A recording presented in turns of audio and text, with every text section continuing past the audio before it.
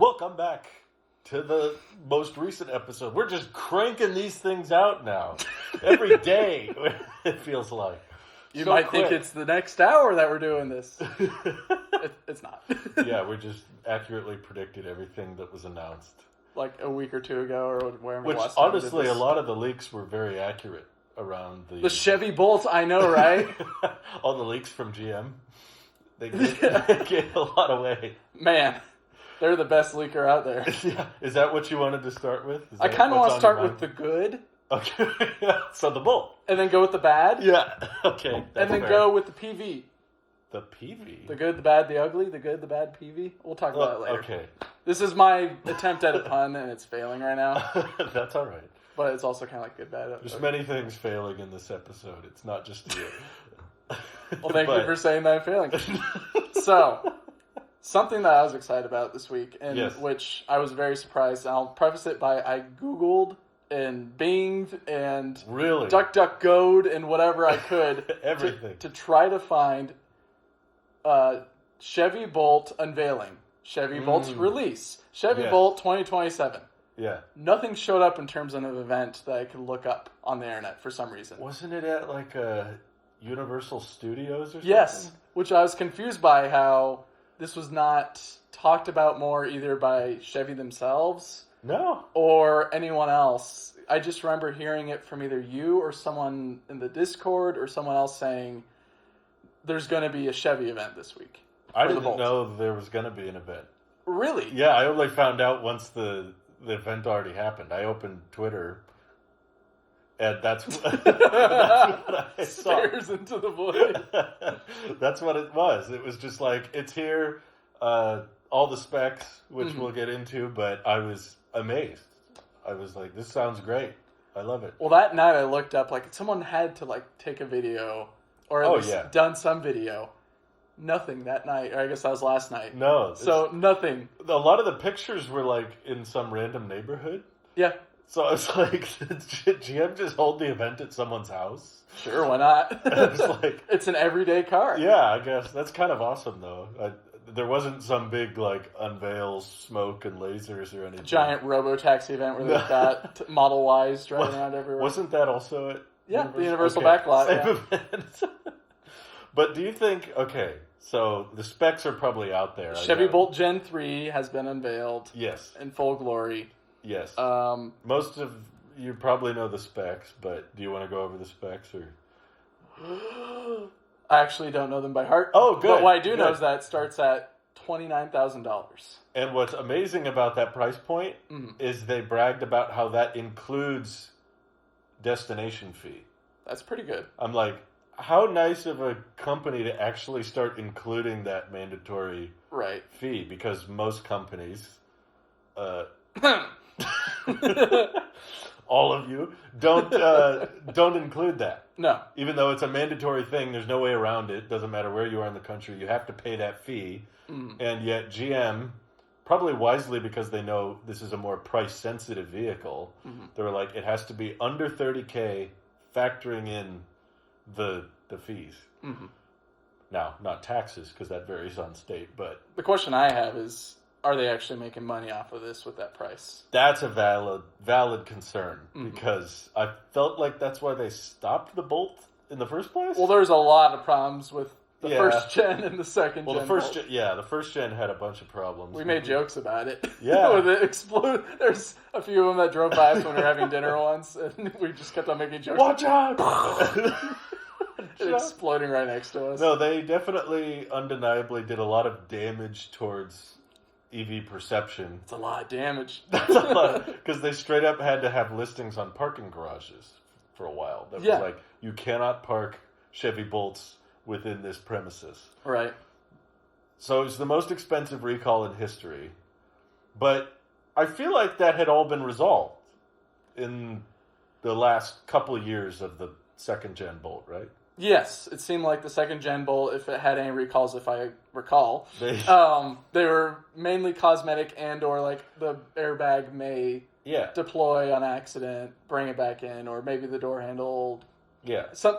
I don't recall any of it because I wasn't that invested in the second gen. Even like the battery problems had been addressed. Like, they had fixed the old bolts. Yes. There's still old bolts driving around. They weren't on the new Ultium battery pack, No. I think was the reason why, or one of the reasons why they killed it off. Is that it was like a different supply chain for the batteries than what everything else in the lineup was using. Yeah, well, it's like making your own.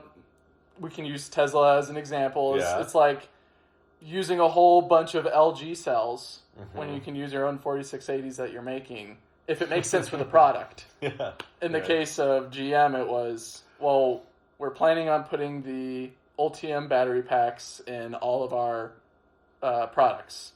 Now they've dropped that naming, though. Really? I don't know if you. That's the Ultium is now interesting. archaic.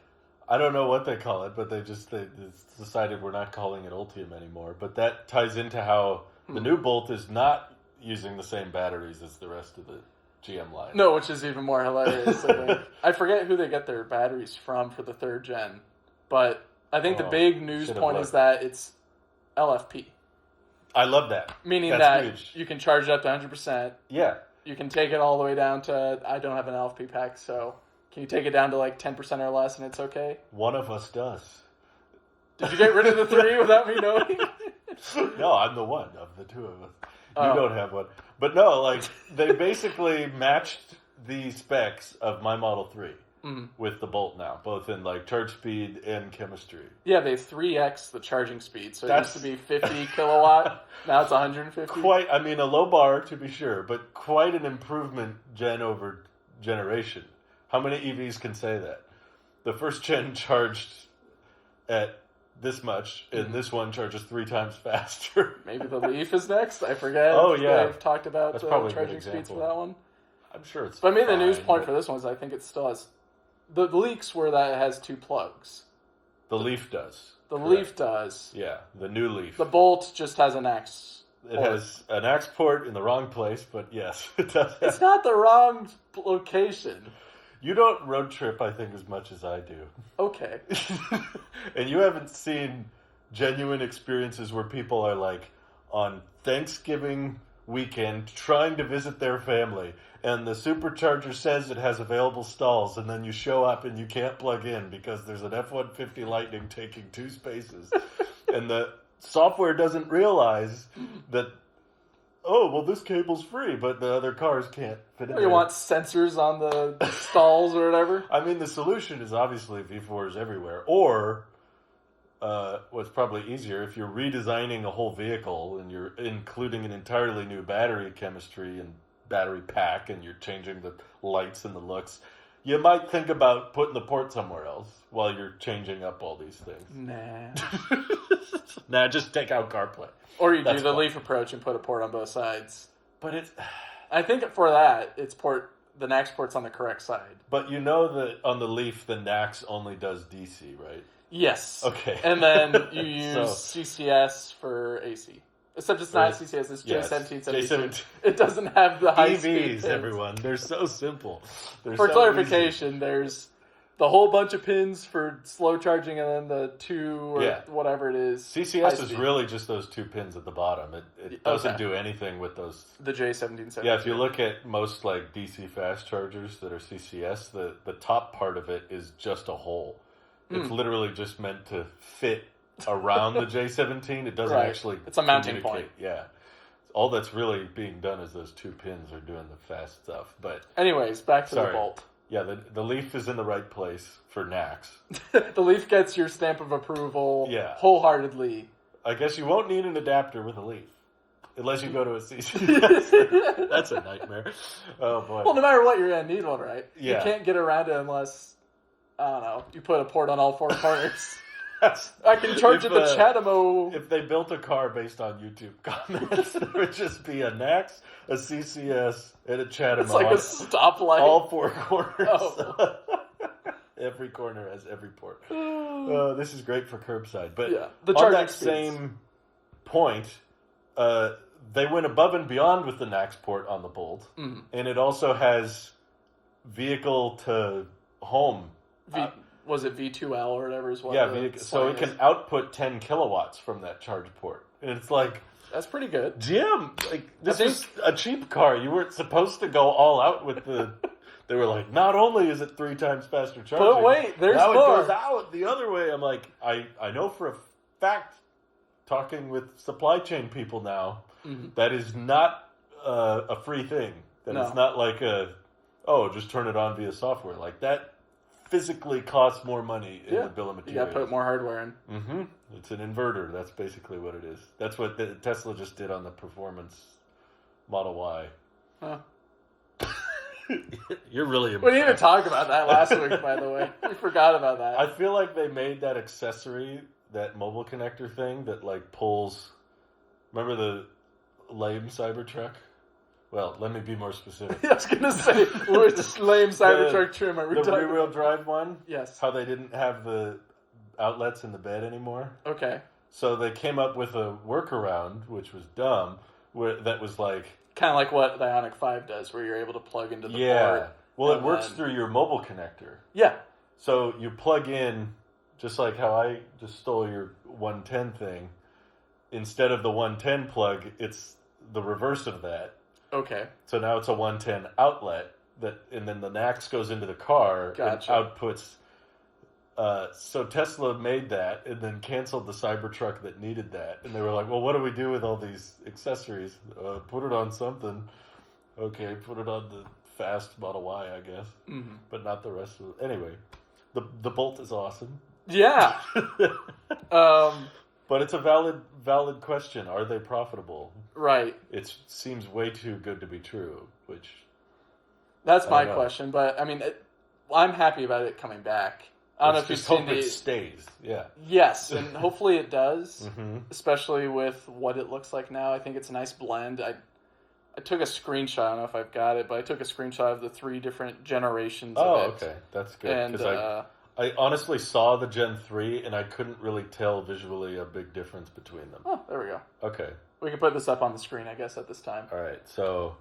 Which one's the newest one? That's the...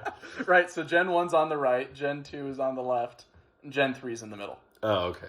Here, this will be easy. Well, I mean, it's going to be put on the screen anyways right now. No. You're not going to edit it in. I don't have time to edit these, Mike. But anyways, it's nice seeing... They never had a frunk, right? No. That's okay. I don't care. No, but the trunk and the sub-trunk in this one is massive.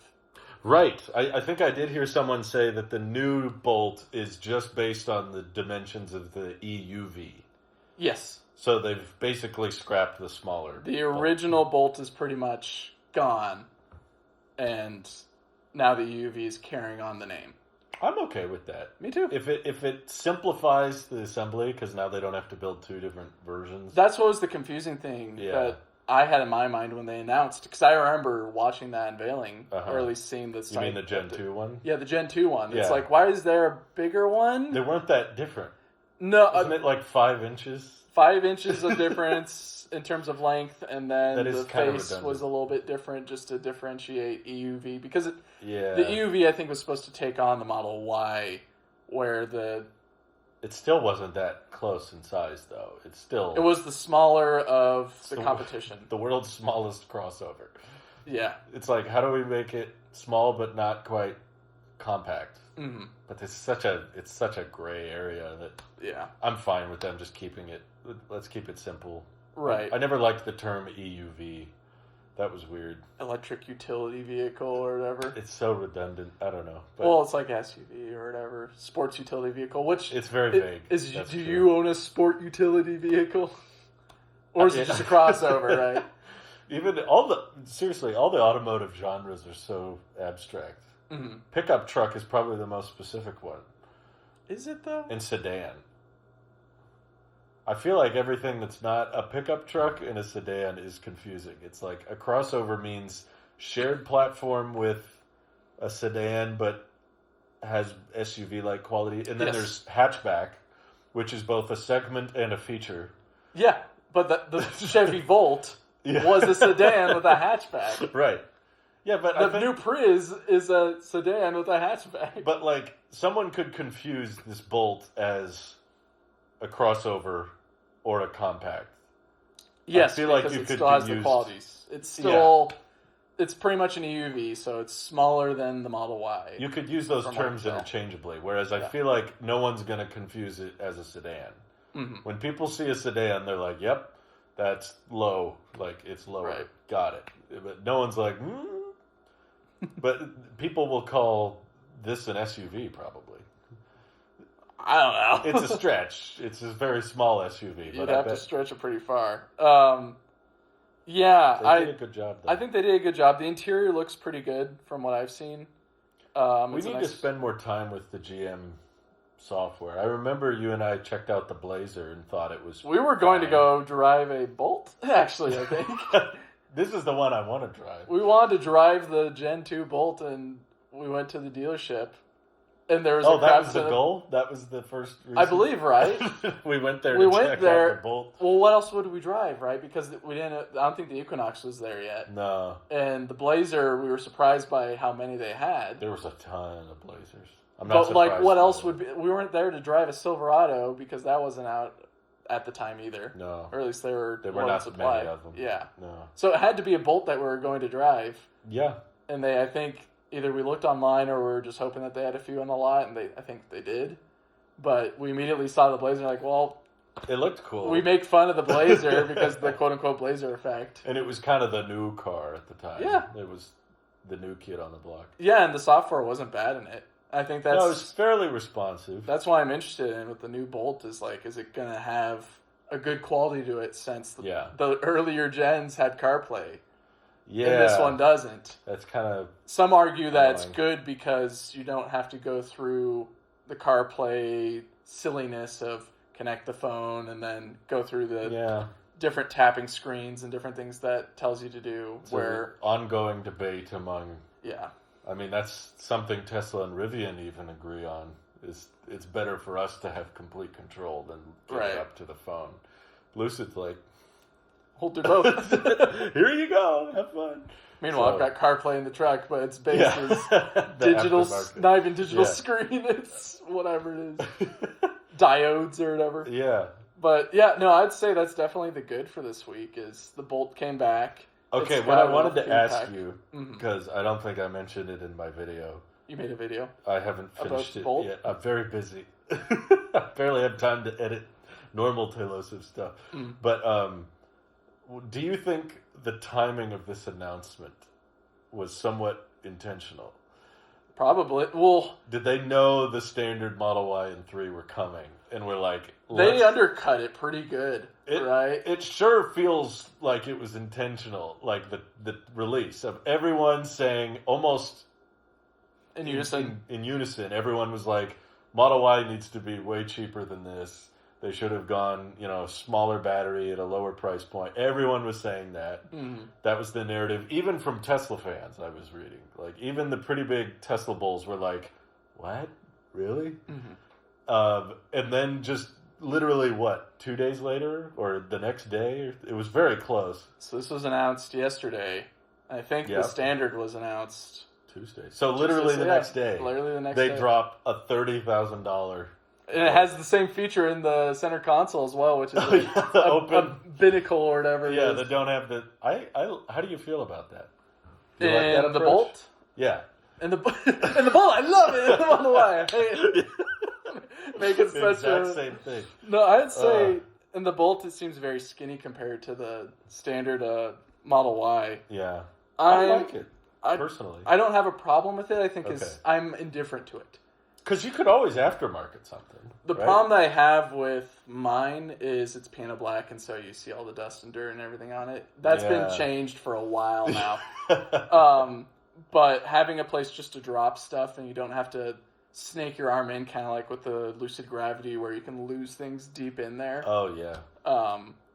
I think I like the approach that GM took, or Chevy did with the Bolt, and especially with a adjustable cup holder thing. They really thought, and it was like the EV Nerd guy, I think is his YouTube channel. That's who I watched the video of. Thank you, by the way, for putting a video out there because I was looking for it. Couldn't find it last night, and then this morning it was available. I'm like, I'll watch it then. I think it was some weird embargo thing. I don't know. I have no clue. Honestly, I just feel like the timing is suspicious. It's all really interesting. I guess it could have something to do with the tax credit. Maybe that's what they were doing. I've got no clue, man. Right after the tax credit ends, that's when we drop the... I don't know. Right. But I like the interior design. It is actually kind of similar with the phone charging locations. That's new, right? I don't think the old Bolt had the phone chargers there. I don't think it did. And if it did, maybe it was one pad. Yeah, I think that's... I'd have to look on the inside again. But that's a good place for them. I like that. Yeah, well, I mean, it's the same argument for the standard Model Y. It's still good to have those, and I'm glad that Tesla kept it on the Model Y standard. No, it's perfect.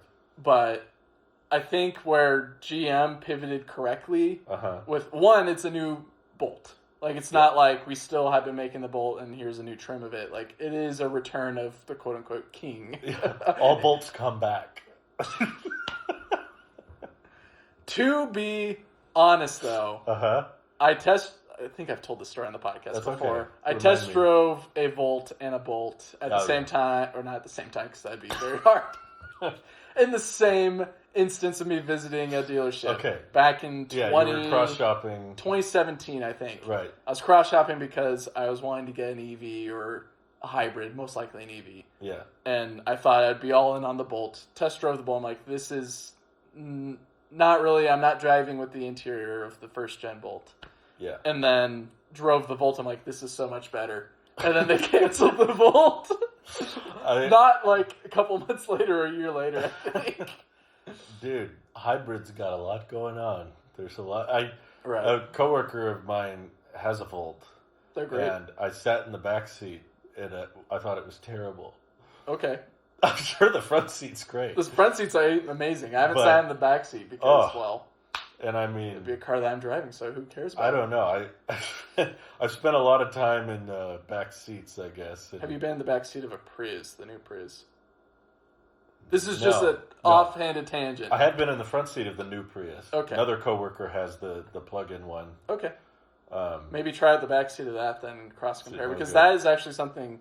I'm not interested in buying a Prius or a Volt. Well, what was it? Was it good? Did you like the back seat? No, I haven't. That's what I'm saying. You should, because okay. you have experience sitting in the back of the Volt, sit in the back of the Prius, because they're both very similar products. They're both hybrid. Oh, right. True. Sedans with a hatch. Yeah.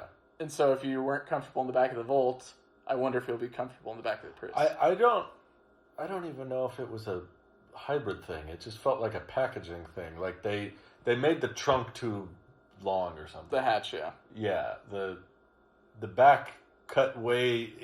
My friend was like, "Oh no, you can hop back there," and I was just like, I was like, man, people have no right complaining about the Telos second row after I've sat in some of these other cars. I'm like, dude, it is massively more spacious in this 2-door Mini Cooper truck. Sorry, this isn't a sponsored podcast, but.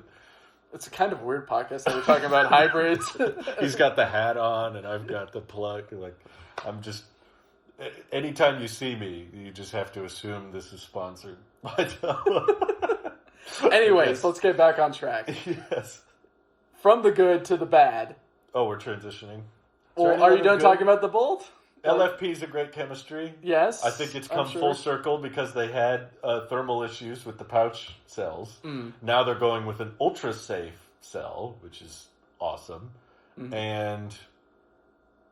goes 255 miles. That's a good range. I forgot to mention that. That's great. So... what range does your 3 get? Exactly 255. Oh, okay. 100%. Cool. I kid you not. I full charged it the other day. I checked the mileage. That's what it was. Mine's at like 270 right now in terms of degradation, I think. So I'm getting close. Okay. But I have to charge to 80%. Yeah, exactly. That's the thing. Is 80% of 320 abstract range that I'm sure won't come up later in the show. Not at all. 80% of 320. Guess what it is? 255? Something like something close. It's very close to probably 263. So I think that's the right trade-off as an EV fan. Like I know if you don't drive an EV, 320-mile range sounds like it would be better at road tripping. But from my personal experience, I was there too. Yeah, but like road tripping in the 3 and the Y, I found the 3 faster. Yeah. Even though the range was lower and the peak speed was lower, but because LFP has that thicker curve, and it can go up to 100 a lot easier. The NMC hates going to 100. You get over 90 and it's like... Oh, you're sitting there for as long as you were before. It goes so It's slow. double. Yeah. LFP will take it. It'll be pulling like 50 kilowatts at 90%. But that's my 3. I don't know the characteristics of the Bolt. And that's what I'm interested in seeing once it comes out next year. Yeah. I believe. I think it's a 2027 model. Which isn't that long. Next year is just a few months. So don't remind me. We're at the end of the year already. Here it comes. But no, I'm genuinely impressed. I was not expecting it to be that good. I think there were a lot of people suspecting the charge speed might get a little better, but I don't think... Well, some people probably speculated, but I wasn't expecting 150. I was like, maybe they'll hit 100, 120, because every Bolt before this was 50 or less. So the fact that they got that high, and I'm curious how deep it can hold. I think they'll sell great. Indeed, and it's got buttons as well for those that still want buttons underneath the screen. It's not all driver display screen plus center display screen. Those are decoupled as well. There's a nice little shade cover over the driver display one as well, so it's not in the sun, which I'm a little bit iffy on, but whatever. We'll see. I don't mind everything being on the screen. I think it's a personal preference thing, but I think people over-exaggerate how hard it is to navigate. I'm like, no, if you got really good software, you can do it all on one screen. However, to the Bolt's point, I don't think everyone should just do what Tesla does. No. You want to have options, and Tesla's kind of the big $1 trillion elephant in the room. So instead of just big elephant. copycatting everything Tesla does, it's good to be like, let's explore the alternative.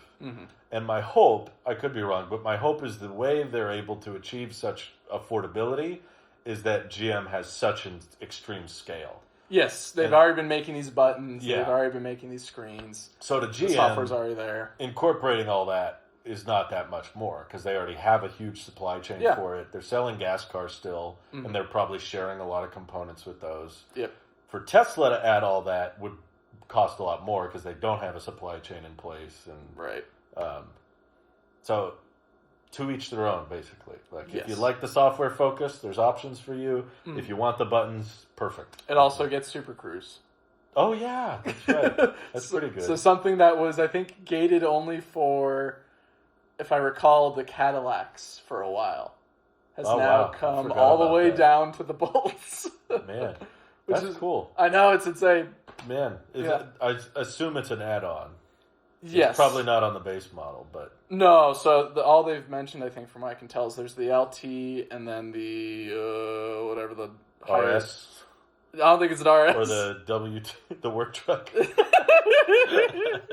The fleet version. Wherever the naming was there, and it's gone on my screen. That's okay. LT has this much... RS, there is an RS trim. I saw. Wow. Even though they're all front-wheel drive, I don't know what the RS stands for, but I thought that was like the sportier version. They put in the non-LFP pack. No. It's more explosive and power. I'm just glad they didn't quote a 0 to 60 time. They don't need to. No one cares about that. It's probably not great, but that's not the point of the product. That's not the point of the Bolt. I'm perfectly happy. You know, every time I post a video, sorry to bring it back to Tello, that's just a big part of my life now. Every time we do a video on the 0 to 60, we get all these complaints of everyone going, I don't need to go that fast. That's stupid. Like, make it slower. I'm like, you don't have to stomp the accelerator, you know. They just... I hate it when I'm driving my Y out of my garage and I have to stomp on the accelerator. I go all the way into the street. Yeah, just launch it out of the driveway. So annoying. I wish it did that process slower. Yeah, that makes sense. It's really annoying when I'm in traffic. Yeah, I can't. I just pass everybody. I immediately hit the car. Speaking of annoying, yes, the standard Model Y. Wait. You still want to talk about the Bolt? Is there bad things about the Bolt you want to mention? You just don't want to talk about the Y. We'll get there. I just want to be fair. We've been very positive. Things I don't like about the Bolt? Yeah. Anything?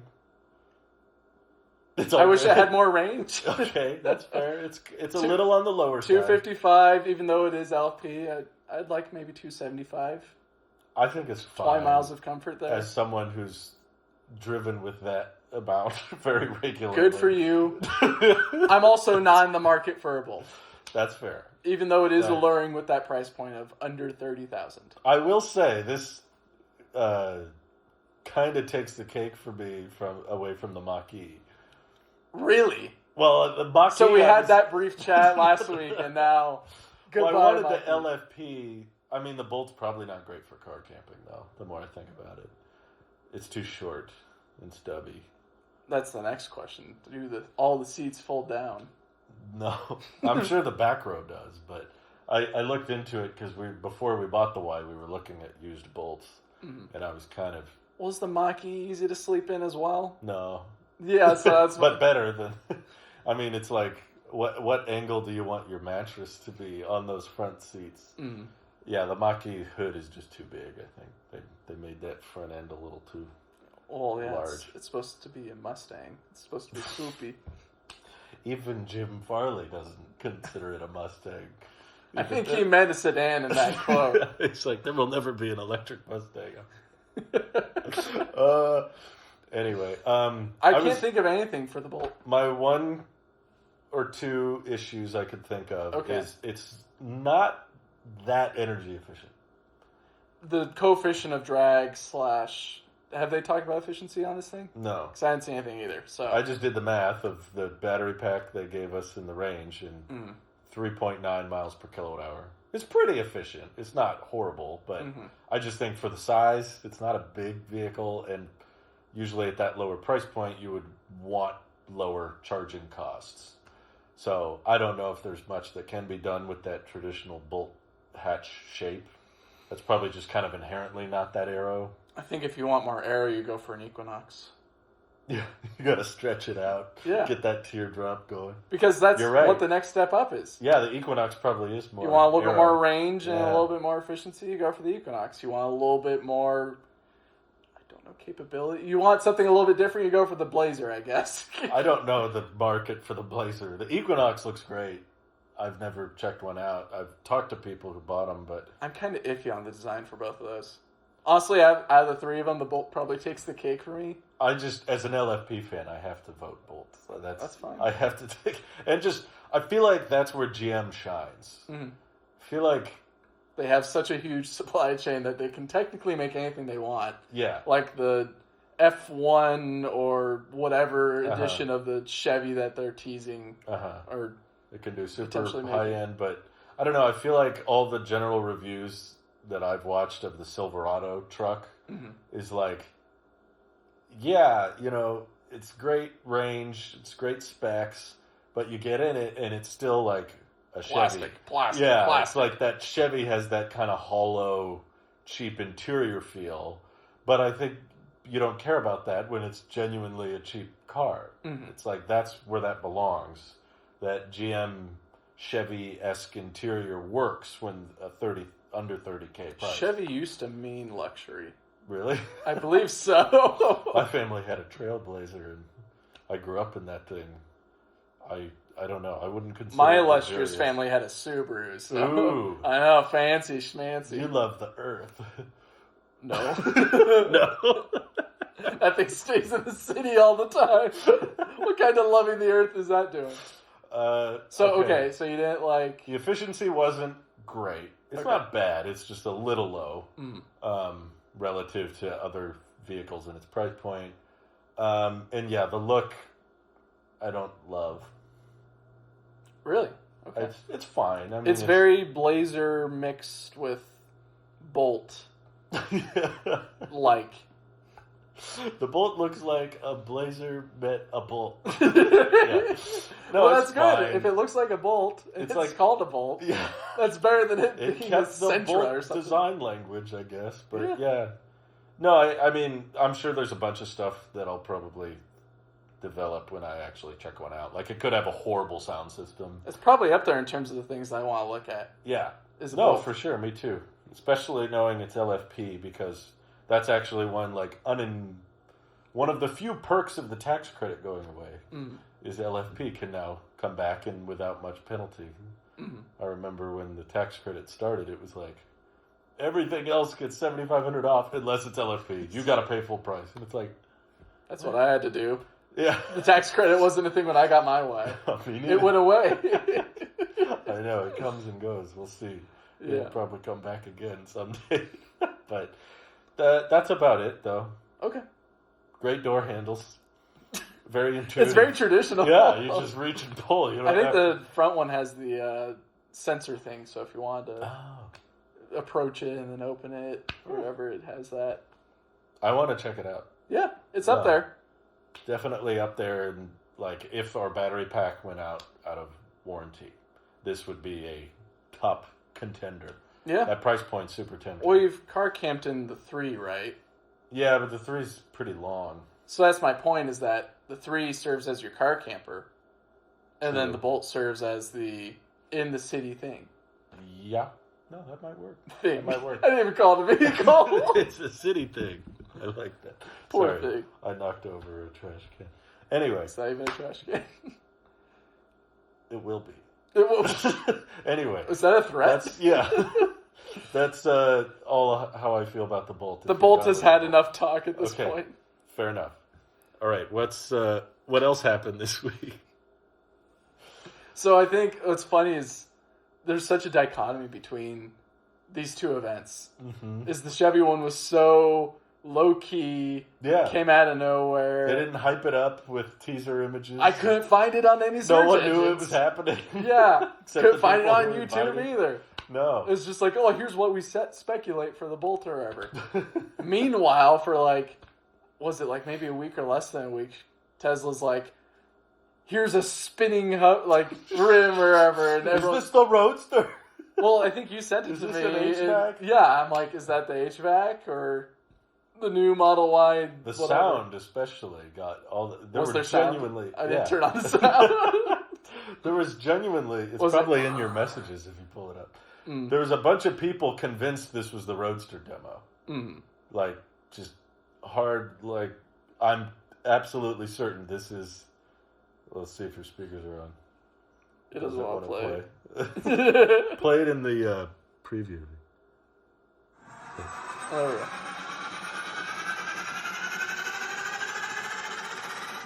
So does that teaser image prepare you for non-weatherproof frunk? When you see... I don't know why you would want to hype this up at all, to be honest. From a marketing standpoint, this is the kind of refresh you want to kind of throw under the rug. What are we looking at here? Something from an old Toyota, right? The cup holder's just baked into the back seat. On the back seat of the middle seat or whatever. Am I too critical on that? I mean, it functions, right? I think my problem... So... Here's how I would sum up my whole... That should be the thumbnail. It's just the cup holders in the middle of the giant... It's the yeeter is what it is. You eat the drinks all the way into the back of the vehicle. Little Timmy has his little... When you're done, you fold it up? Yeah, whoosh. And now there's a nice mess back there, too. Not weatherproof either. Because it's carpet. Everything just stains on this model. It's great. Yeah, I think to sum up my thoughts initially about this is there's so many new things that are meant to be cheap. Yeah. That I just wonder, why didn't you just not include that in the first place? Or why didn't you just include it, but I don't know. It seems like there's so many things that they took away. Yes. That actually resembles my car at this point. The Model Y from 2020. Yeah. Oh, it doesn't have cooled seats.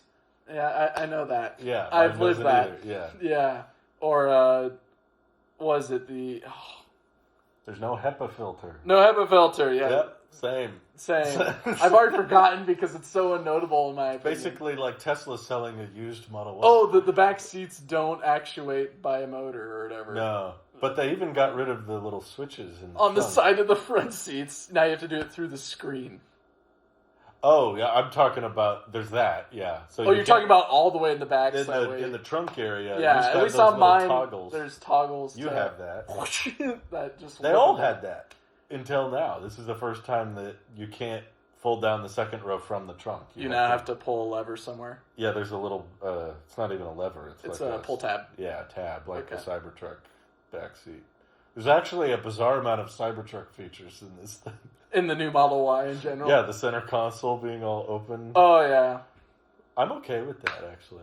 Again, I like that look. I could go either way. Yeah. If you want to have it be an open space, great. If you want to make it a nice little hideaway place, that's great as well. My wife puts a whole bunch of stuff in there. Oh, yeah. It's crammed in there. Yeah. She hasn't looked in there, neither have I. My wife, I showed her the cheap Y. The tray. Center console that's all open. And she was like, oh, that's way better. I like that. Mm-hmm. And I was like, okay.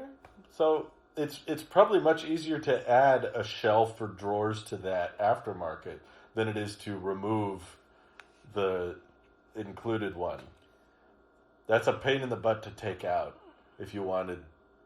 Maybe they should have just gone like the ID Buzz and have it removable. That'd be cool. And then you just don't offer it on the standard and you have to buy it extra. Look at that. Mike's recommending the Buzz. No, I'm not.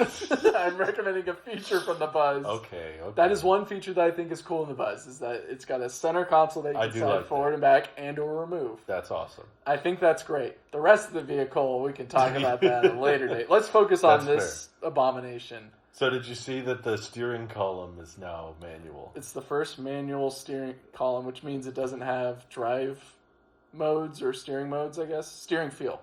You can't alter the steering feel. Is that different? Dynamic versus sporty, sporty versus... Oh.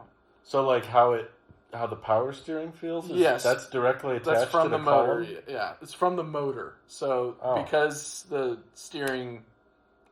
actuation is motorized, you can also then dampen / undampen. Really? Oh, yeah. I didn't realize that. So the new one doesn't have two that. separate things, but no. I guess you do. It's the slowest Tesla ever made, so you probably don't need. Tell me about it. Is that no? Is it though? Wasn't there? 6.8. That's pretty slow, but I feel like there was make one? Yeah, there was like an LFP brief... Model Y in China, I think, that was slower. I'm thinking about the rear-wheel drive, the initial rear-wheel drive that they offered for a brief month back in like 2021 or 2022. I still felt like that was high. This is getting real deep in like I want to say that was 6, if I remember. But this one's 6.8. Okay. So this one's close to 7, but I don't follow them as closely anymore. I watched some deep dives on this new one, the standard one, and the Y, not the 3, but the Y got a new motor that's never been put in anything before. So it's a particularly cheap, slow motor. Did they buy it at like Rite Aid or something? Yeah, it's a Rite Aid motor. That's what it is. No, it's like a Tesla designed motor, but it's for some reason they didn't put it in the standard 3, which is also kind of another thing. Yeah, they go, by the way, and with very little differences. Yeah, there was like I didn't watch the event. Well, not for the public. Oh, okay. There was like a embargoed invite-only event where they brought a bunch of YouTubers. Okay. And the reviews are hilarious. I watched one guy review and he was like, it's 100 degrees out here in Texas, but I'm reviewing this thing. They tried to... It's such an awkward balance watching the reviews because you can tell that they all are pretty annoyed by a lot of it, but they're under embargo and they want to be continuously invited to more events, specifically the Roadster event, which they know is probably going to be like the most viewed. If it ever happens. Yeah, when it happens in 50 years. When. Yeah. I like how you say when. Yeah. But like they want to be on the nice list. Oh yeah, at the end of the video that I watched, the guy's like, tell me if you like it or love it. It's like, no. Everyone's careful. They're like, there's a lot of differences. They were like, oh, they took this out. That's different. That's interesting how they remove... And they all are choosing their words so carefully that it's clearly just an ad. It's not like a direct ad. I don't think Tesla's paying these people. That would be a different level of sponsorship. But the one I watched, he couldn't even drive it yet. Or at least he couldn't release the driving footage of it. Right. Which I saw those. I'm confused why. It's weird how those embargoes... It's starting to become more legacy auto of, no, we don't want to do that yet. We need to... The bigger the company gets, usually, the more... It used to be, put the butt in the seat and go, and then if you want to record something, sure. So I figured out, like, anything with a big brand or any brand really, if someone in the conference room says, wait a minute, we shouldn't let them say that because that might make us look bad, it's very hard to argue with that person.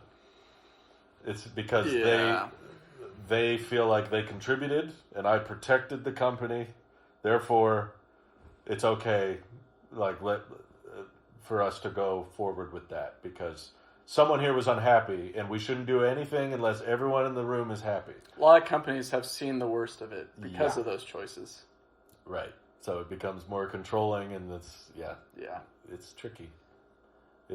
I can see how that happens now a lot more working on both the brand side and the reviewer side. It's like you want to be honest in your review, but you also want to be invited back. So you have to be really cautious with everything. I think in the video that I watched, he even said, "Oh, the back lights on this thing kind of look BMW like." Is that a compliment? Is that not a compliment? I don't know which BMW. I can't tell, but they look like. I mean, it's no longer a light bar on the back or the front. I actually thought it looks pretty good. I like the back hatch of the hatch design. It's your design. Yes, that's why I like it. They went back to the rounded It's no glass. longer some weird textured plate with Tesla written out or whatever. Yeah, it's a feature because people kept taking the Tesla branding off their cars. Now Tesla makes it almost impossible to tell what the brand is because they got rid of the logo on the front and the text on the back is color matched. So what brand is it? I don't know. You're safe. A BMW. You don't have to worry anymore about getting vandalized. No one can tell what kind of car it is. Right. Good job, Franz. Jeez. It's weird, I've heard other reviewers say the same. I think the standard Model Y exterior looks better than the premium in the performance. Yes. That was the most hesitant yes I've ever seen. I only hesitate because I kind of like the performance look, even though it's very chinny. They were also how many gills can we add to this thing? Yeah, it's got a huge Thanos chin on the bottom, and it's also got a big diffuser on the back. It already had the intakes, and then the performance is like, let's add another level. It's turning into a Lexus at this point. Giant Hoover vacuum. It has to have the Sigma chin. This Model Y Muse all night and all day. Look at that jawline. But I just think light bars are overdone. I'm just kind of sick of light bars. It's on everything. So, to the Bolt's credit, it doesn't have a light bar. And the standard Y, I just think it looks like a Highland 3. And our obligatory shout out to Tello that doesn't have a light bar either. There you go. So this is not sponsored. This week's sponsor is nolightbars.org. No more. Is that even a domain? No. Don't look that up. I don't know. We don't know where that goes. Probably forwards to GoDaddy, but probably does. Did you see the frunk? Yes, it looks awful. It's the least. It looks like they patched in the frunk. Like they removed the old frunk and they're like, well, we need to put something in there. So they sewed together a basket. They 3D printed one with a... No, 3D printed would be more weatherproof. This is cloth. It's like a textile frunk now. Oh, gee. They straight up said it will get damp. If it's severe weather. Yeah. Or it's mildly severe. They showed so the hood is steel now. It used to be aluminum. Didn't know that. And you know how our frunks have a little weather seal around them? Yes. That's gone. I thought that was just for pizza. Yeah, I mean... I thought it was meant to keep the pizza warm. It's not a pizza-proof. Your pizza will be cold. It's not pizza-proof. However, there's one feature that I saw, I think it was out of Spec Highlight. It's the first frunk you can actually slam. Right, because... Wait, why? They don't have the little, spongy release anymore. So on every frunk since the beginning, when you close it, you don't... Since the beginning, meaning the Model S? Yeah. I don't think the Roadster had one, but the Cybertruck just closes in on you and destroys your fingers. But every other Tesla, when you close it, it's you don't slam. You put your hands all over the bug guts. Around the T. Around the T, and you go, Excuse me? You what? You have to do it gently. And on the standard Y, you can actually just... And it latches. It works. Oh. And I was like, okay, that's kind of nice. I may have missed that. I missed it. A bunch of reviewers didn't bring that up. And when I saw it, I was like, oh, that's actually... My wife would appreciate that because she hates the frunk thing. Because that part of the car is always filthy. Mm-hmm. It's full of dirt and guts and blood and... What are you doing with blood your car? From the buds, bloody buds. And you don't want to have to like gently put... It should either be powered or let me slam it. Just... 0 or 100. Yeah. Is what you're saying. The Cybertruck has a powered frunk. Why can't the SRX? It's like $20,000 more. You want everything from the Cybertruck to go into the Model S and X at this point. Yeah, because the Cybertruck has a lot of great tech. It's just in a stupid package. Mm. It's like, you don't need a vehicle that big, and you don't want all this fingerprinty steel that cuts people. And I can see the fingerprints from like half a mile away. It's pretty visible. No, the friend that took delivery of the Gravity said he was checking out a Cybertruck because... What a cross shop. I mean, it makes sense because the Cybertruck is pretty much a bougie SUV. Same battery pack. Is it the same battery? It's the same size. Yeah, same kilowatt hours and, kind of same price range in a way. Gravity. It's either you get a bed or a third row. But yeah, he was coming from a 21 Model Y, so he knew Teslas, he was familiar with Teslas, and he checked out a truck, and he literally, like, turned around a corner and, like, the steel cut him.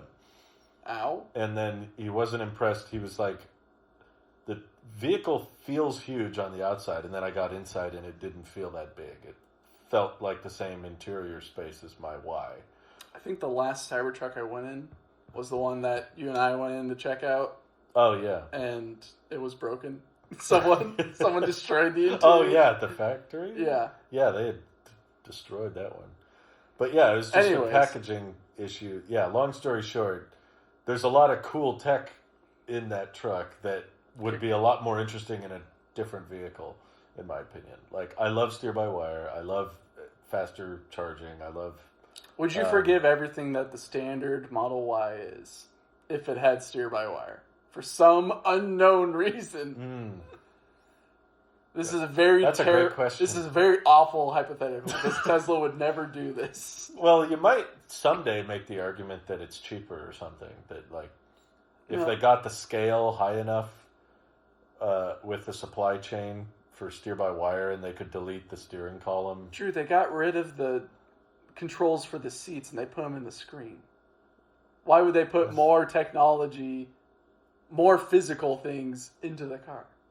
Well, they'd be deleting the physical steering column in favor of wiring, which they would probably argue there's wiring to the steering wheel anyway. So we're just adding another wire. It is still a heated steering wheel, by the way. Even on the standard. I don't have that. Okay, we found one thing. And a bumper camera. Which the 3 got, randomly. Surprise. Sorry, I was thinking the Bolt also has a bumper camera, but it's it awkwardly put in there. It's just like... I didn't see It's like someone cut like a hole punched into the... Or riveted into the front bumper camera, where for like the Y, like it's nice covert. I thought the Bolt was just so small on the front you wouldn't even need it. You could literally just see. Like, Super Cruise, man. I won't confirm anything about cameras on the Tello, but you really do not need a bumper camera on that. We might have one, we'll see, but you can pull up to anything and feel like you're about to hit it, and then you get out and it's like 3 feet in front of you. Sorry, I'm just... Well, we're so trained with cars that have engines in front and or frunks. You're used to all that in front of you, but... All that junk. All that junk. Hey, got no junk in front of this. Trunk? What else? Frunk? Okay, so here's the funny thing. I might actually be more forgiving if it was steer-by-wire with a dynamic turning ratio, just because I loved that so much on the truck. But what is downright... nearly unforgivable is the lack of auto steer. Yes, because they want you to get FSD. What the heck? Like... I don't know what to tell you, man. This is Tesla at this point. That literally saved no money Nope. And you're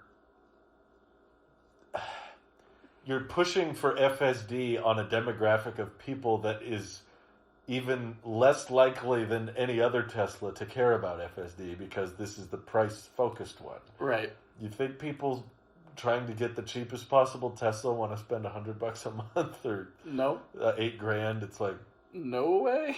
That's so stringy. Not happening. They haven't done that since the off-menu standard Model 3, remember? The 35K one? You had to specifically ask... You had to call in. Yeah, you had to call in to get and that. say, I want...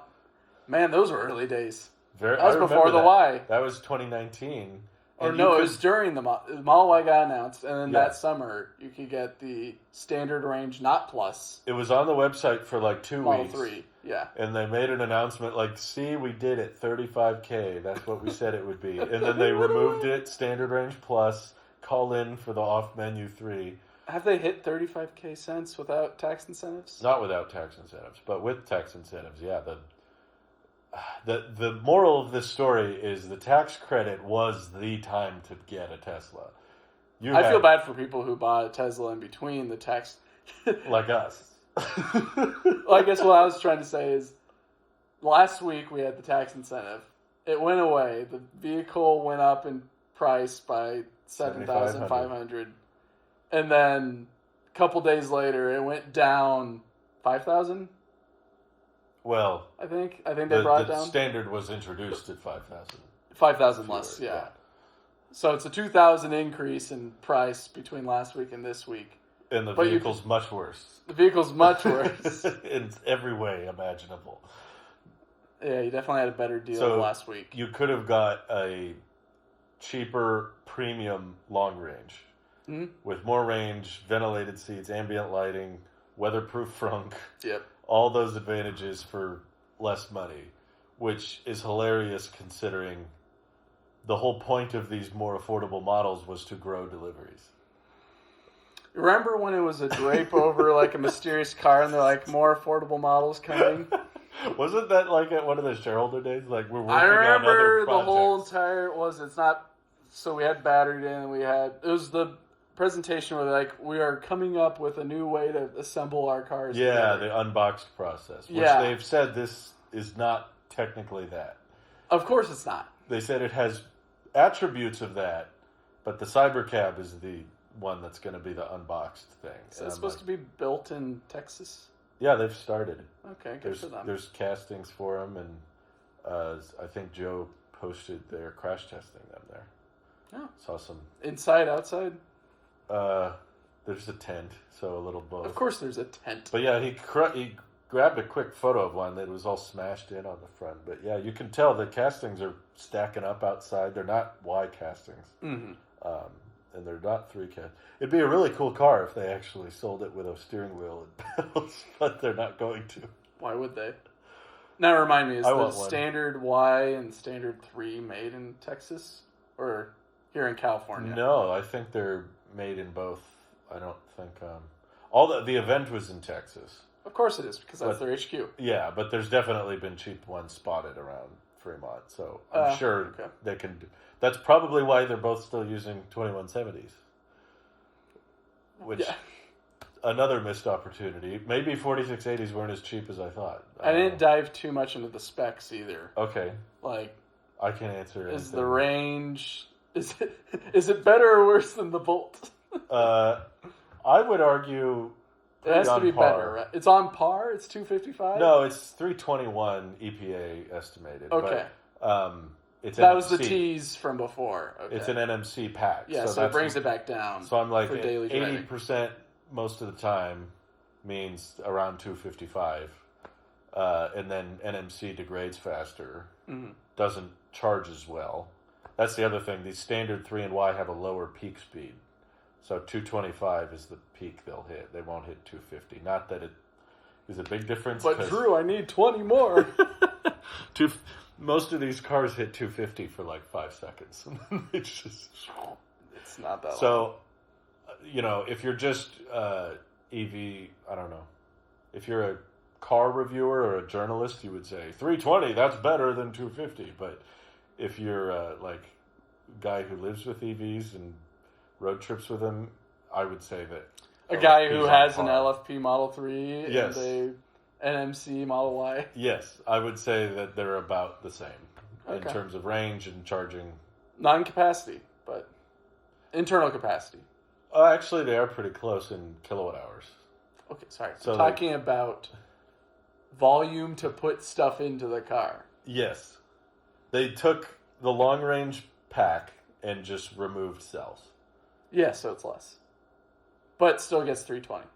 Yeah. So the long range still gets, 360. This is 320.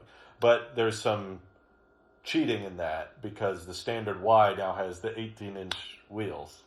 Right. Which gets them more range, which they don't offer the 18-inch wheels on the long-range Y. So technically, someone needs to bite the bullet and put the 18-inch rims on the long-range Y and see how much more range it could get. It might be like 360, 370. I'm willing to bite the bullet. That's what I wanted originally. Well, I'm talking about the refreshed Y. Yeah, I forgot. The rims, they're not the 3.0 rims, right? No. For some reason, they have two separate They rim look designs. Cybertrucky. They are very Cybertrucky, yeah. It's just that, like, octagonal thing. Yeah. But if you spec for the 19-inch wheels, which is what you're getting, the range goes down to 303. So, Right, because you're going up in tire size. yeah, so it's Less a little less sidewall. efficient. So More friction. on the positive side, that means that the standard Model Y is the most efficient Model Y to ever exist. Should be like... Oh, these are the cross flows. Okay. Yeah, so they're you not have to, Geminis. on the standard, you have to pay extra to get the wheels that are free on the premium. Which means the price cap is... So what's the point in this vehicle? That's the biggest problem that everybody's in agreement on is just I don't know, do you think... No. No thoughts. All right. Head empty. You can move on if you want, but I mean... What do I think? My hope is, do you think they are just charging... They're asking for more to see if they can get away with it? Yeah. And then once they run out of orders, then they'll lower it. It's going to turn into the Cybertruck. Well, that's what I'm worried about, is the Cybertruck didn't lower prices. They just introduced the terrible rear-wheel drive. No one bought it, so they got rid of it. So, and they still have Cybertrucks on the lot. Well, yeah, they can't sell any of them now, but I just think the question is, do you think they will just discontinue it, or do you think they will lower the price and see if they can, like, is there margin to work with there? I think they just discontinue it. You think they'll do the Cybertruck thing? Yeah. Wow. I think they just get rid of it. That's such a waste. That's the tradition, right? That's what we saw with the 3. They discontinued the standard range and the standard range plus and the LFP one. Well, at least with the 3 and the Y, I felt like there was times in prior years where the price changed like for a couple of days based on demand. Like, yeah, one month we would report, oh, they took $3,000 off. Now they're $3,000 cheaper. And then the next month is like, oh, now it's $5,000 more. And, it would jump around a bit based on... It's like the stock market. Yeah. It was like there's no dealer, so the haggling is built in. Mm-hmm. Tesla does all the price haggling. With themselves. Yeah. I just feel like all that work to go into re-engineering the headliner and the seats. It's got a glass roof, but you can't look... I mean, for those that didn't like the direct sunlight... I know a lot of people that are we major both fan. have, what's it called? Sun visors. Yeah. Or sunshades. Sunshades, yeah. Yeah. Oh, a lot of people, I think, would prefer the wise approach. Mm-hmm. While the 3 standard still has a glass roof. They changed almost nothing with the 3. There's so much that's the same with the premium version. It has new rims, which is the rims that we saw on the TV. Yeah, that's the rim. Mm-hmm. Still 320 mile range. What changed? It's the same center console. It's the same headlights. There's no change there. They just made a cheaper version of it. Or no, they just lowered the price of the premium one. I feel like it would have been easier to software lock the pack rather than re-engineer a whole pack without as many cells. They're so similar, but yeah, it still has a powered liftgate. They gained a bumper camera. So it's almost this is more complicated to make than this. Buy the 3, sell the Y. Yeah. The 3, honestly, all the trims of the 3 are unbeatable. Oh, I love the Performance 3. Yeah. It's definitely gorgeous. The one I'm like, if I had unlimited money, okay, I'd probably get one of those. I just feel like it's the Tesla with the least competition. Yeah.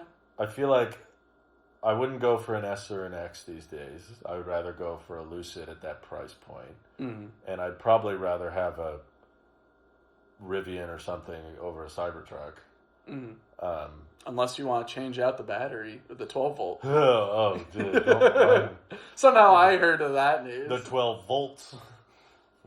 Because there's more than one. Which takes that much time to replace. $800, right? Something like that. Ugh. That's terrible. Poor jerry rig everything with his fancy schmancy pickup trucks. Oh man, first of all, I hope they fix that on the Gen 2 Rivians. I hope that's just a launch edition problem. I don't know.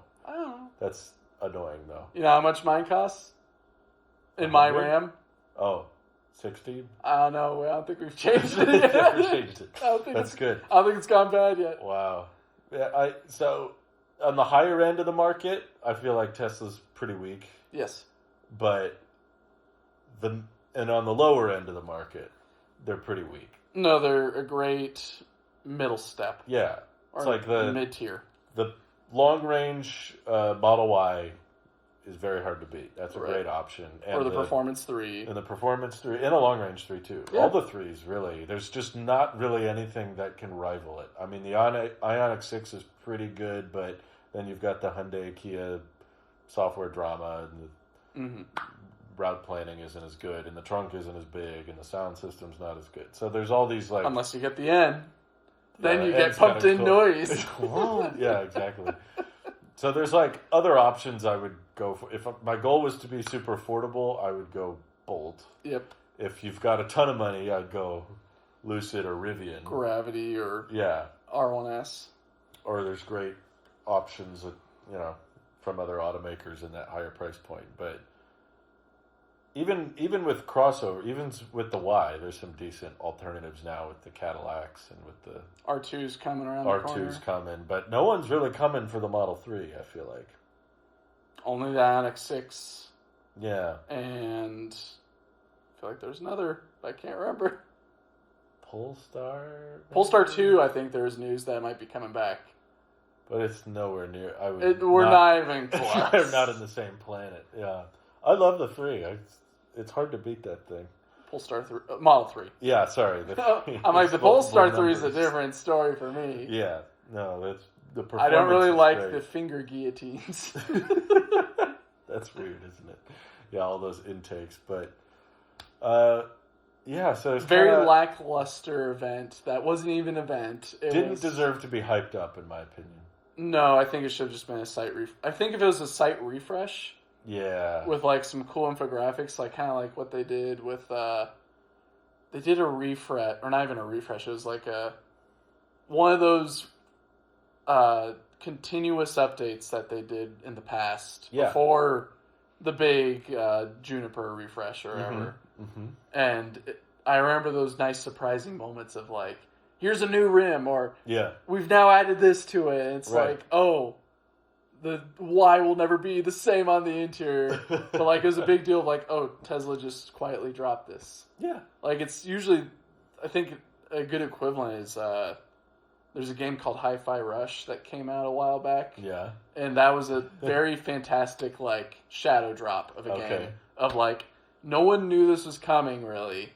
And then suddenly, like, here's this really cool, like, beat-based game. And it's available today. Wow. And, like, I think Tesla should have just taken a page out of their own book with the standard Y and 3. These weren't shadow drop it. Yeah, these weren't models to be very proud of, in my opinion. The rims are interesting, is, like, my takeaway. I guess. As well. My only hope is that, they didn't do a hype up for the rear-wheel drive Cybertruck, right? Like, we just woke up one day and it was there. That's what they should have done with these. So my hope is the fact that they hyped it up and did an embargoed review and had all these YouTubers come out is because they feel like... Also keep in mind, like, they hyped those up for over a year on the earnings calls. Oh, the more affordable models are coming. Yeah. Everyone's asking what it is. And I knew immediately it's just going to be a cheap Model 3 and Y. There were so many people convinced they were going to be a whole different model. Like it was going to be a smaller Y or a Model 2, whatever. What are these people thinking? I don't know. There were people who was the other one not Model 2? Is like the Model Q. Q. That's what it is. It's like Tesla's Bolt, basically. Yeah, it looked like a little. That's compact. not happening. That would have been cool, but no, it's not. Definitely not now. I mean, that's not how Tesla operates. There's still a lot of people online I'm talking to that are convinced they will eventually sell a Cybercab with a steering wheel and pedals, but I don't think so. They seem pretty adamant. It's a nice thought, but I don't think it's going to happen. I think I am fully convinced that is not their plan. Mm-hmm. I'm not fully convinced they will never come to that conclusion. I don't think they want to sell the Cybercab with steering wheel and pedals, but I think if the robotaxi rollout and regulatory approval takes too long and way longer than they expected, which is very likely in my opinion, everything involving robotaxi has been way harder, way longer than they planned. That's going to be like a reason for them to be like, well, we spent all this money on the castings and we've got an assembly line going for the cab. Let's just start selling them. And then it'll be a really basic, steer-by-wire steering wheel that you can easily pop out when you're ready to turn it into a taxi. Mm-hmm. And they'll probably charge way too much for it. Costs the same as $40,000. But I get steer-by-wire. There you go. Tempting. Deal. Drew hits the button. I'll take it over the Bolt. I'll take it. Yeah, I genuinely like. Well, that miles per kilowatt efficiency, I'm sure it's definitely worth it at that point. Impressive. But... It is a hatchback on the cab. He doesn't like this idea. But no. My only hope is that all of the hype around these models is because Tesla knows that these things are sticking around. And the price point that we're annoyed with is temporary. And these are unofficial launch editions of the Do they also get the badge? They should be called depreciation editions because it's just a way to show everyone that you overpaid for your car. But that's my one glimmer of hope is that no one will order them, and then when they're trying to do an end of quarter push, like in December, they'll come down to like 35 or something. To Tesla's credit, they are cheaper than the ones last week. When you don't put in the fact that the tax incentive is deducted later in the year / the next tax year or whatever, right? So you don't it was point of sale. It was a point of sale tax credit? Yeah, for over a year. I didn't know this. Yeah, and there was no... I had an argument with Gregor Truck about this. He's still a thing? He's great. I love him, but I just had to make sure he understood how it works. Does he still have the same profile of like the kid going, yeah. We were talking about this on Twitter, and I respect him. I have no ill will. Thank you for being willing to have an argument and not end in blocking me, because some that Tesla happens people, a lot as well. Oh yeah, pretty big YouTuber blocked me. I won't say who because I don't want to start things. Come on, Jerry Rig. We just had a disagreement in some battery thing. And we weren't like being rude. I wasn't name calling. I don't do that. I just I think you're wrong. Just wait until the camera turns off, everyone. I only name call people in person. Online, I'm always just like, no, I think you're wrong, and here's why. And occasionally, people will be like annoyed when I explain why they're wrong. I blocked you a couple times on Discord. Yeah, he'll block me. But Gregor Truck thankfully didn't block me. We just disagreed on how the tax credit worked, which I was pretty confident about. That he said, no, the 7,500 only counted the following tax calendar year, and only if you had that much in tax liability. Okay. And I was like, I literally helped several people take delivery of their cars this year, and that's physically... That's not aligning with reality. It was like there were people who had no income that took advantage of the full $7,500 credit. They have nowhere near a $7,500 tax liability, but they got the deduction, so the out-the-door price is lower. That? Okay. Interesting. So, yes, from the consumer level, these cars are still more expensive than the ones. But yes, on Tesla's end, the price is lower. It's $5,000 cheaper for the Standard. $2,000 more than it was last week. Yeah. So the more affordable models are not more affordable. Are not more affordable than they were last week. From Tesla's end, what they're a more takeaway. affordable. But I would argue the price from Tesla's end is not that important. Is it though? Because now they are having to invest in additional things that they weren't building before. See, that's the part that gives me hope that because now they're establishing that line and that supply chain, but they didn't have that before. Right. So these first ones, I agree with you. The price more than likely reflects what they have to build in for margin, so that way they can gain a profit off of them. Yeah, I don't even believe it's a have to. I believe they're playing it safe. They're like, can we get away with this? Let's see. Mm-hmm. Maybe people will be okay with that. They'll forget about the tax credit and be comfortable paying. They're just seeing if they can get away with it. It's just a game they're playing with us. They're just like, if we can sell it for this, that's great. But I don't think it's like a make or break thing. They could. You can't get lazy when you have to play lean. Yeah, right. All the work that went into those seats and the new roof and the new materials on the sides and everything and the new wheels and different suspension and different frunk. I'm just like, I really hope this isn't a repeat where 5 months later they just end up scrapping it. That would feel like a complete waste. It's not going to be 5 months, Drew. It's going to be 5 weeks. 5 weeks. Well, I just say everybody hold the line. Hodl. I'm not saying they'd never be worth it. I think there's a reasonable price given the lack of features. Mm-hmm. If it was a $10,000 gap, I think that would be fair. I don't know. What price point do you think these compromises are worth considering? I'm not buying them, so I'm not interested in another Model Y at this point or Model 3. So $30,000, you'd still be like, eh. $30,000 is actually pretty good, in my opinion. Yeah, that's Bolt level. Yeah, drop it by a tax credit. Yeah. Or another $5,000, and I'd say, okay, maybe now you're knocking on the door. Not for you, but I understand. But I'd say for others, that is a more affordable. You see it. You're the media guy for Tesla. That's like, this truck should be $1,500. Right. These people who never have bought a truck in the last 10 years telling you what it should cost. Right, but if you're a company saying, here's more affordable models, and they cost like $36,000 to $40,000 or whatever. Yeah. We thought they were going to be more affordable than what was sold. That's still above the average or the threshold that people who think affordable is in terms of a baseline. Right, because they had the tax credit when they announced more affordable models were coming. Yeah. So we had the impression in our mind that they were going to be cheaper than what had been sold. They were waiting for the $200 million donation to finally kick in. Right.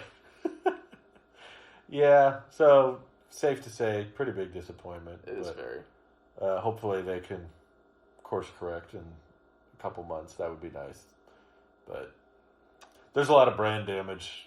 There wasn't a lot of positivity from what I could see in the unveiling, besides it's got features that you already have.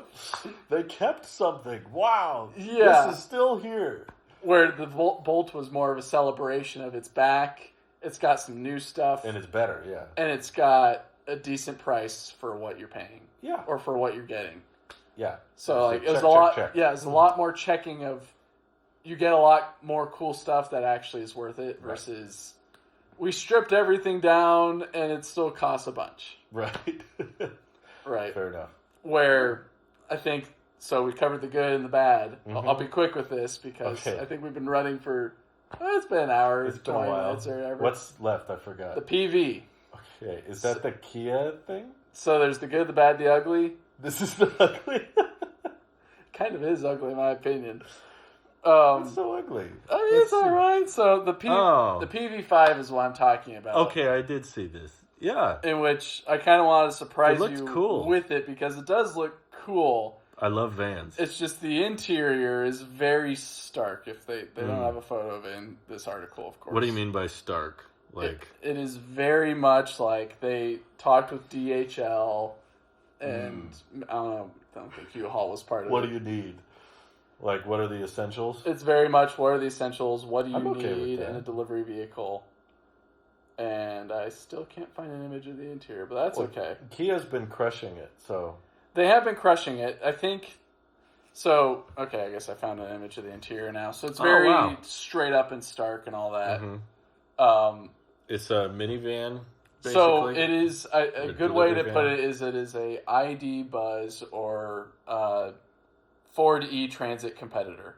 Okay, but it's not. I don't think it's coming to the States. I think it's staying in Europe / Korea / anywhere else but the United States because it's. Here's the reason why. Oh, wow. The review that I watched, it costs $10,000 less for each trim when you compare it to the same trim of an ID Buzz. Oh. So what you get with an ID Buzz, you can get with a Kia PV5 for $10,000 cheaper. Granted, this is an overseas thing. I haven't put in too much research into it besides watching a video and then reading a couple articles. All the EVs are better overseas. Yes. And this one seems interesting, and this is the kicker, is that, for the cargo van, so this is supposed to be the new platform that they're going to build everything else on. So it's not the eGMP platform. Oh, it's not eGMP? No, it's the PV platform. Oh, gotcha. That's cool. To confuse even more, because it's called the PV5. It is weird naming schemes. Too many acronyms. And they're supposed to be making a PV7 and PV9, I think. But the eGMP has paid off. Oh, yeah. It's gone everywhere. That's just like a lot of companies talk about platforms and then never go anywhere with them. But Kia and Hyundai have really milked that platform. So this one's supposed to be even more modular than the eGMP platform, where this one, the PV5, is supposed to come in all shapes and sizes. So it could be a cargo van, which comes with a LFP pack. Nice. It gets, I think, an efficiency of 4 miles per kilowatt hour, I think. So it's not... That's weird. It's very boxy, but it gets unreal. I think it's 4 miles per kilowatt hour. Is 4 kilometers? It's 4. That's more believable. That's probably more believable. 4 kilometers per mile. I'd have to recheck that information again, just so that way I'm not spreading misinformation for funsies. It says 400 kilometers out of 71 kilowatt hours. Okay. That's a lot of conversion. Don't have my... Well, 7 goes into 5... So that doesn't make sense. 7 times 5 is 35, so 7 times 6, that's 42, so that's about... It's not a huge battery, but it's... 6 point whatever. Divided by 71. So that's 5.6 kilometers per kilowatt hour. That's pretty good, I think. For a boxy van. Yeah. No, it doesn't look that aero. But it can be a cargo van, it could be a pickup, it can be... whatever you want, you could put in... here's the real cool thing, is that it runs Android Auto. But it runs Android Auto or an Android-based system. So that way, if you want to put like a refrigerator in the back, you can do that, and you can control it from the center screen. You don't have to go all the way back there and change the temperature. You just do it from the screen, and you just have to install some plugins. Wow. That's it. I wish they would bring this. Me too. I'm very interested. It's very much... It exudes kind of like that Tello look, and also ethos of do more with less. Yeah, I like that. And of course, the cargo van gets like the least range because it's not meant to be a range hauling thing. Yeah. But the non-cargo van variant, the private or non-commercial variant for everyday people is supposed to get, I think, was it like 300 to 400? 300 miles, I think, is what it was. 320. Why am I thinking 321 right now? That's the standard. Right. It's burned in your brain. Yeah, it's supposed to be somewhere in the 2 to 300 range, I believe. That's great. And for the LFP, I think it was like 230, 240. I love it. Which is kind of on the same range as the Bolt, which I thought was... I'm sad we won't get it here, but... No, that's a great packaging. I was just looking at all the different seat layouts you can do and that kind of thing. It's also more of that. It's slightly on the plasticier side on the interior, but that's because it's meant to be for... It's more affordable. More affordable, also meant to be for those delivery situations where things are moving around, boxes are slamming into stuff, and you're not destroying leather easily. No, it doesn't need to be. It's it a also, Kia. Yeah.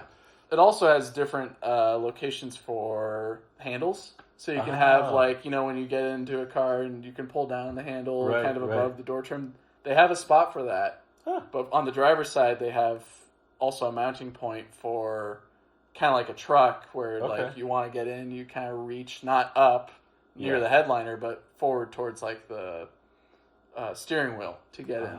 So they've got different mounting systems for it. Smart. The front seats, or all the seats, can pretty much be taken out as well easily, so you can make it pretty modular. Love that. So that's, I just thought it was an exciting product. I remember they teased it and or showed off a prototype, I think last year or the year before, at the Vegas technology. Yeah, I think I do remember that.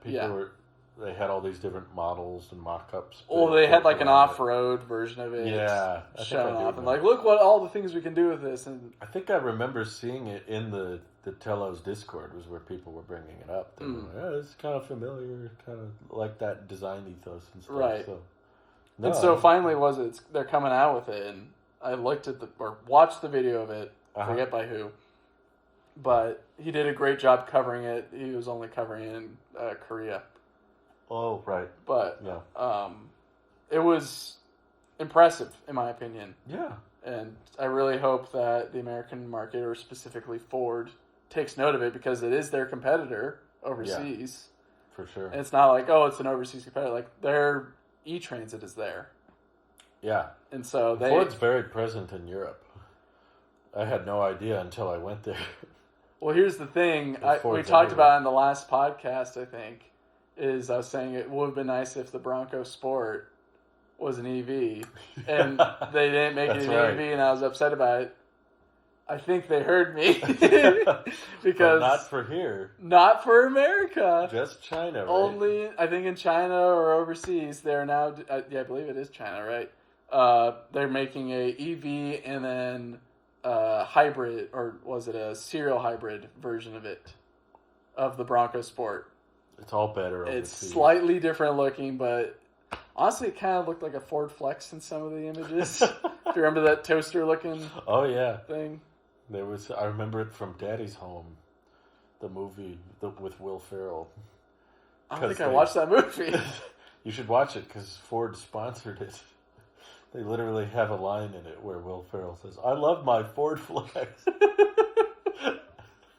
It's still a good movie, but I thought that line was kind of cringy. But sure. Now every time I see a Ford Flex, I think of Buddy the Elf. Well, there you go.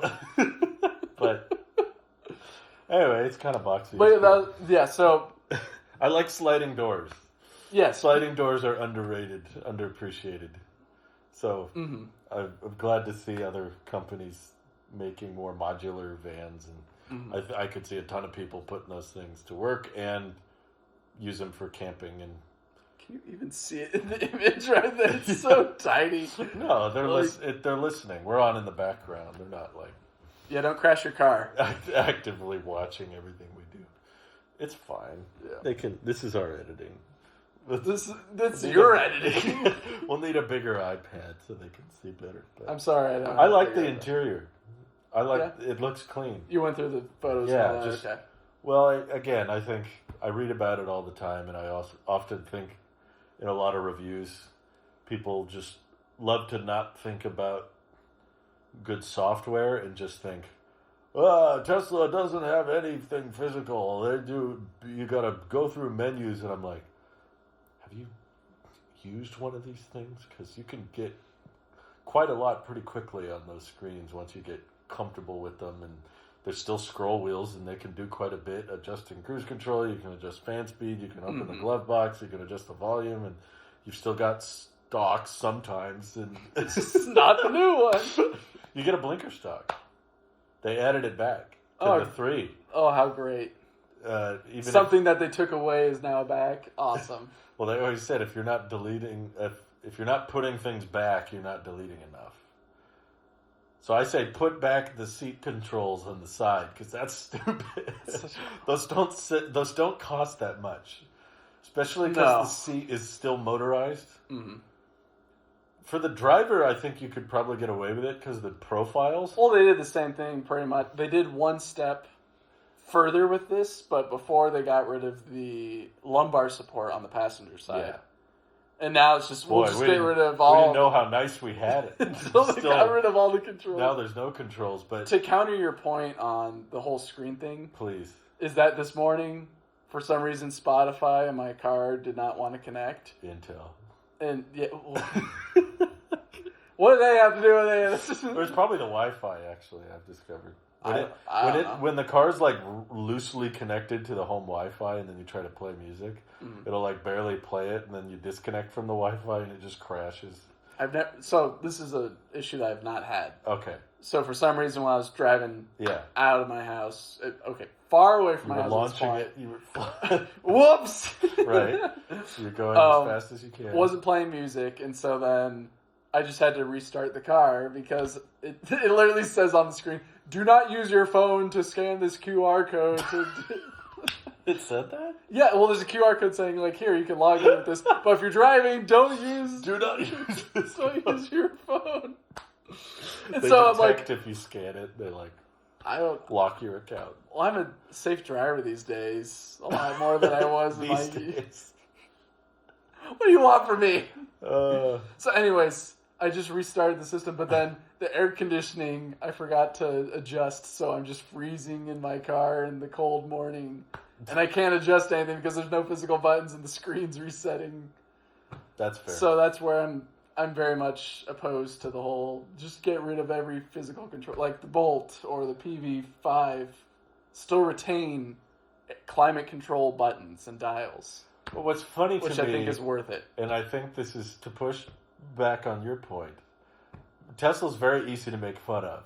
Yeah. I agree. I'd love to make fun of them. It's kind of punching up now because they're the big block.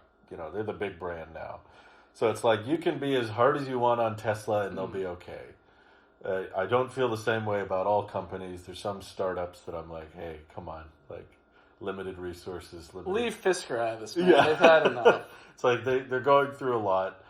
Lordstown is still trying to figure their stuff out, too. So Milton's got a new company now. It's great. Does he? Yeah, he's into planes now. Electric planes? Yeah. Oh, okay. They're gonna glide down. Is there going to be a jet ski one? Right.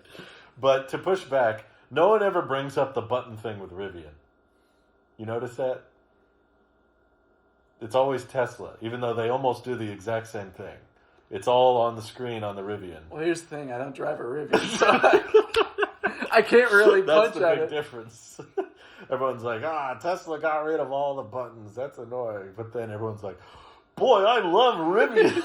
Rivian can do no wrong. Rivian's perfect. And I'm like... The 12-volt exploding. I agree. I'm okay with... I think if your software is good enough and intuitive enough, you don't need that many buttons. And I also think they're not as digitally dependent as people make them out to be. You can get a lot done with those scroll wheels than people think. Like, you can pause and play music, and you can do voice commands, and you can navigate to places. Have you used voice commands recently? No, but I know you can.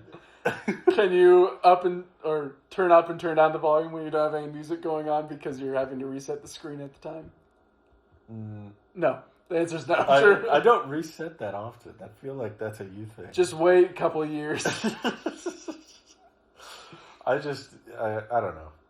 I'm okay being more software emphasis, but I can admit I am weird in that way. And most people are probably not as weird as This is also coming from the guy who had a lot of Android phones for a while. That's true. Meanwhile, you've been nothing but Apple. I've never used an Android phone. That's completely false. It's completely false. But I'm pretty sure, was it a couple of weeks ago, or a month ago, or a couple months ago, you had a fold. That's true. I just don't adjust HVAC that much. I feel like you set it to auto, and then I pre-cool before I get in the car, and then I don't think about it. Like, I'm not these people that are like, I need to move the fan flow around my neck, and now I need it to do. I don't do that. Sorry, but it's when I typically find I need to change the HVAC when the screen is resetting. It's too late. I can't. It's too late. I can't. It's a new thing with the standard Y. It has the manual vents in the back, but not in the front. Yeah. When I saw that on the site, because But you can't shut off the HVAC in the back. You can? You can't. Oh yeah, no, you can't. Of course, because that's there's no feature. screen. That's a feature for the rest of them. So if you have cold air blowing in the back seat, driver, can you turn that down? The driver can be like, no, and just freeze you back there. Okay. It's kind of like the heated seat concept. You know, you can turn on the heated seat for the back seat, and they can't stop you. Yeah. Sorry. Just like it reminds me of one-star Uber drivers. Even in like this old, was it Avalon or Camry that my buddy's grandpa had? They still had a button back there to turn on and off heated seats. That's what the Trailblazer had. In which I would do that with my buddy sitting next to me without him noticing. And then his butt would get warm. He's like, oh, but at least he could turn it off. No, where in the Tesla, you just roast people alive. Thankfully, you can on the new standard models because there's no heating in the back seat. So, in the past, they just turned it off and you couldn't turn it back on. From like a software upgrade sort of thing. Oh, yeah, it was like software. In this, I'm assuming they actually took the coils out. I'm pretty sure it's physical. Because they've already changed the seats up so much to where there's a yeeting cup holder now. No, I don't. It doesn't sound like it's software upgradable. I mean, it's an entirely different seat from the premium anyway. I do like the design. So going back to, I'm going to hop back. I do like the design. Great, no, not that. Not that. Yes. I'm not hopping that far back. The PV5 is great. It's not ugly. Look at it. It looks cool. It's just misunderstood. I think it looks cool. I like that front design. It's not a light button. I was going to give kudos to Tesla on the HVAC design things for the passengers. Yeah, the vents. That's it. That's all I was going to do. But now that you want to talk about the PV5 again, I think it comes in orange and blue on the interior. Cosmic orange? Yes. Can't really hold the phone up because it's down there. I don't know. It looks great. They did a good job. Anyways, the good, the bad, the PV. There you go. 5. The PV5. Well done. Tesla, lower your prices. Bolt, sell profitably. Keep doing what you're doing. Keep doing what you're doing. That's great. Move the charge port, maybe. And bring this to the States. Yeah, bring that to America. There's your recommendations. Thanks all. Since Kia's listening. I'm sure. All right. Have a good day. Bye.